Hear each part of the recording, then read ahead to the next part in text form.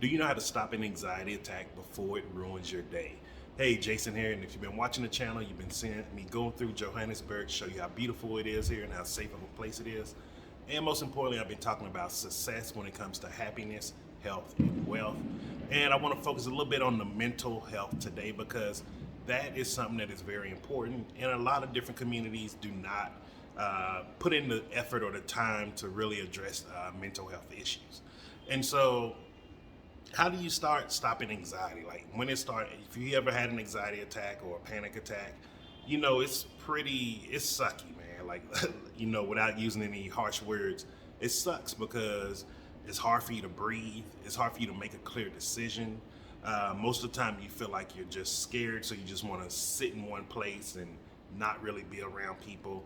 And I'm saying this from experience because as someone who's diagnosed even currently with anxiety, NOS, none otherwise specified, and it's extreme for on my situation, I still deal with anxiety and have anxiety attacks on a fairly weekly basis. However, I learned how to start managing them, meaning how to keep that energy flowing, how not to let it just overtake me and then I'm succumbed for like a week or even a couple of months to this anxiety attack, and then I'm missing out on opportunities in life. And so the reason why I want to talk about this is because in black communities, no matter where I go in the world, mental health is like really ridiculed if you're trying to address it or get some help about it. And we have to stop this. Most mental health issues, if you get the proper help, if you start getting the coping mechanisms, getting the proper tools, you can live a very functional life with mental health disorders. And be honest with you, you'll start realizing it's not even a disorder. Sometimes that anxiety attack is for your benefit. It means you're maybe progressing to something new in life, and I'll address that a little bit more as the video goes. And so because of that, like that's why I'm very open about any mental health issues I've been dealing with, how I cope with them, how I keep them in check through maintenance tools, and all of these different things. Because a lot of times people look at me they see who they see right now, but they don't see the person that went to the Iraq War. They don't see the person that was traumatized at a very young age from going to war. Like, there's nothing normal about seeing bombs, missiles, people dying, watching people get their head cut off through videos. Like, none of that stuff is normal. Let me just be very clear about that. That isn't normal. I'm not some exception to the rule. I was completely messed up from it. And the sad truth is, I'm one of the very few veterans that are able to be on this side talking about it. There's still people that I know now personally that are dealing with different forms of mental health issues, different traumas from going to war. And the only thing that they're being told is, hey, go take a pill. Oh, hey, go do this. And those things aren't working. We can't keep using the same thing, the same techniques, the same tools that have been proven wrong for 2, 3, 4 wars now. And then we thinking we're going to get different or better results. That's literally what Einstein calls as insanity, doing the same thing over and over again and expecting a different result. And that's what it's come to when it's come to prescription pill dependency. Like, we're too dependent on thinking taking a pill is going to solve our problem instead of addressing the mental health issue, addressing the main cause of the problem right on. And so what is an anxiety attack? I gave you like what does it feel like, some of the things like that. You may feel like you can't breathe, stuff like that, but what technically is it? So an anxiety attack, through my research and how I've broken it down, is it's when you have two different types of feelings inside your body and they're fighting at the same time, meaning you're having ambivalent thoughts. You may want this one objective, however your thoughts are telling you that this is what's going to happen. And especially when those are not congruent, it's when that anxiety or that panic attack start to happen.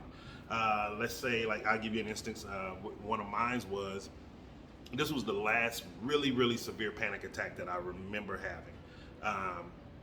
It was when it was going to, I think it was when we went to Los Angeles. Cece and my sister, we went to Los Angeles and I had a real bad panic attack. I didn't even know what happened. Like, this is how bad it was. We were walking around in Chinatown, and I remember now looking back, but going through it, all of a sudden I just started getting angrier, angrier, angrier, angrier. And then it was like I started seeing myself isolate myself. I was starting to walk slower or walk faster so nobody was around me. And then before I knew it, I was in the hotel room in the bed, and I was just pissed off. Like I just wanted to hurt somebody. I couldn't figure out what was going on at the time. I didn't even know at that time it was a anxiety and a panic attack all at once. But looking back, when I started getting coping tools and started using acceptance commitment therapy, which CC taught me, all of these different things, I now understand what was happening. So at that time, coming from the Iraq War, and at that time, the job that I was doing, I had to process a lot of videos and things like that of things that were going on there. And it wasn't good videos, let's just say that. It was wartime, so imagine what you're seeing. And so processing all of that, it gave me a healthy fear of having people at my back. And also being around large groups of people at that time, and because I just couldn't trust anybody. You know, my mindset when my head was thinking if someone's behind me, they may do this to me, they may do that. I've seen all of these videos, all of these images are playing through my head 24/7, and it's all I was thinking about. And so most likely someone brushed my back or something like that, which triggered that image of what was going on at war, even though I wasn't at a war time. So you see how the ambivalence and feelings there, like we're literally just trying to enjoy time with my wife and sister walking around Chinatown.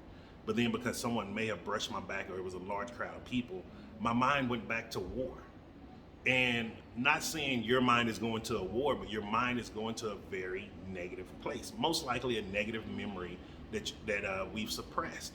A lot of us suppress negative memories. It's not a bad thing. It's just we have to learn how to clear these negative memories or emotions out of our body. And there's ways to clear them. And I'll give you some techniques on it another video. And so how I started getting better at, one, becoming aware of the anxiety attacks, understanding how to get through it, and also changing to where my feelings are congruent to what is the task I'm on right now, and not going to some far off place that don't exist anymore. The first thing I started doing was breathing techniques. Believe it or not, breathing techniques work very well. Because if you notice whenever you have an anxiety or panic attack, you stop breathing. You start getting knots in your stomach. When you're getting those knots in your stomach, that's air that's being trapped in there because you're starting to strain your body. Your body literally strains up as it's having anxiety or a panic attack. And so if you start forcing yourself to breathe in, breathe out, breathe in, breathe out, and you do it in a cadence, the anxiety will just start lessening and go away. Because if you're breathing, you're releasing the knots that build up pressure and stress inside your body. And remember, the body cannot be in two states of being at the same time. It can only express one state of being at one time. So if it's trying to state anxiety, panic attack, or tension, if you do the direct opposite, which will relax the body by breathing, then your body will automatically go into the better state than the worst state. And that's one of the things modern psychology doesn't teach. Because a lot of modern psychology, they're using textbooks that were so long ago. They're not using just normal, regular things that we do on a daily basis that could be helping us, and just by improving the way we breathe.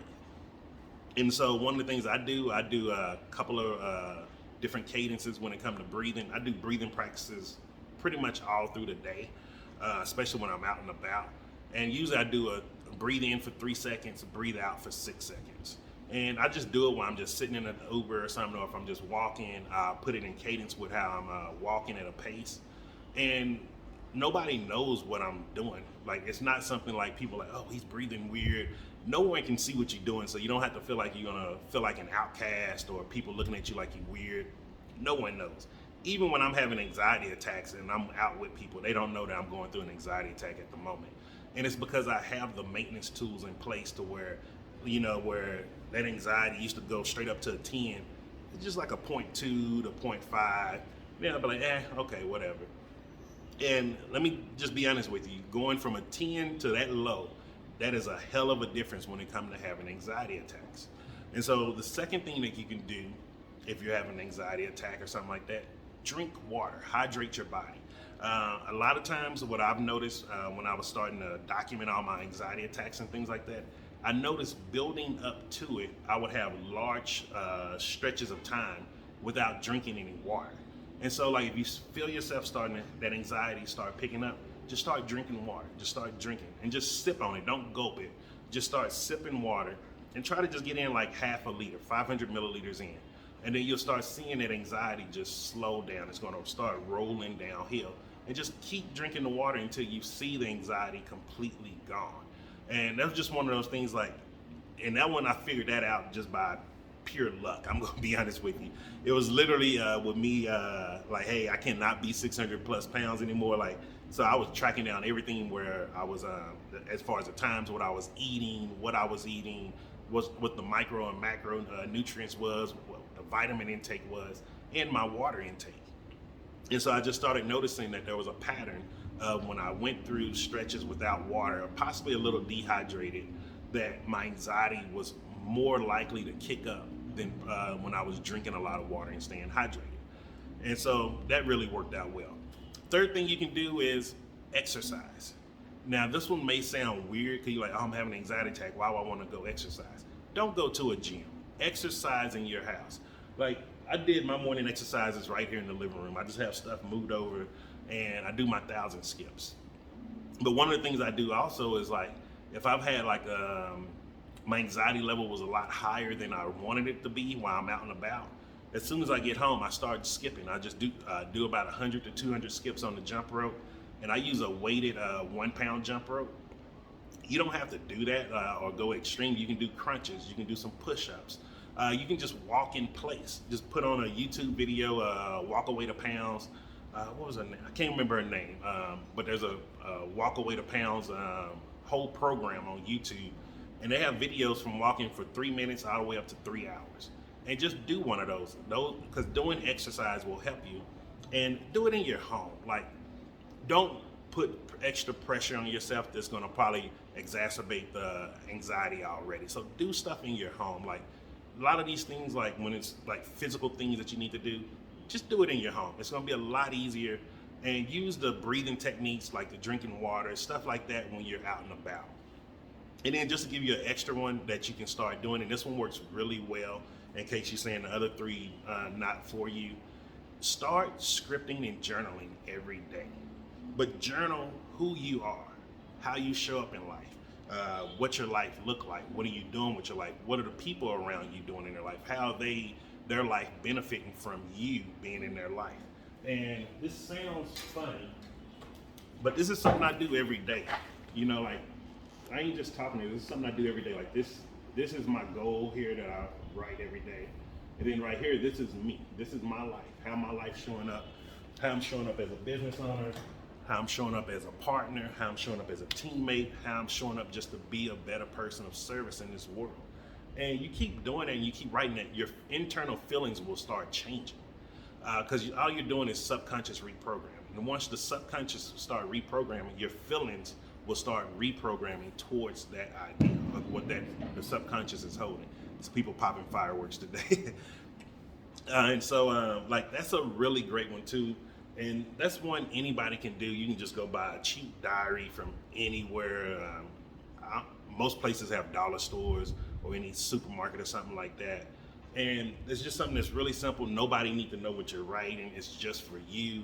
And after you start doing it, then just start reading it to yourself when you first wake up in the morning, and then read it right before you go to sleep. And then you'll start feeling better about yourself when you're out and about in public. And this is one of the ways to really, really start boosting your self-confidence, because your self-confidence will start helping reduce the anxiety. And so, hope you got some value from that. Hit the like button if you like this type of content. If you know someone who's struggling with anxiety, share the channel with them so they can know that, look, you're not going through this alone. I remember when, for me, my anxiety was debilitating. I couldn't be around people. I definitely wouldn't be able to stay here in Johannesburg if I was the same person I was 10 years ago. And 10 years is not a lot of time. Like, in 10 short years, I've completely changed the person I am today. And you can change it too. And you can accelerate it just by doing some of the techniques I'm showing you, or do all of them and see which one sticks with you. And then you'll get a head start, because I had to research all this stuff. Me and CC spent hours and months and years researching these things and then putting it into practice to see how it really works. And so this is why I share these videos with you. This is why I'm very open and honest about not only my health journey, my wealth journey, my happiness journey, but my mental health journey also. Because all of these things are very important to us being complete human beings. And actually, all of these things are important and crucial to us being successful in reaching our goals. And so have a great day, and I'll see you tomorrow.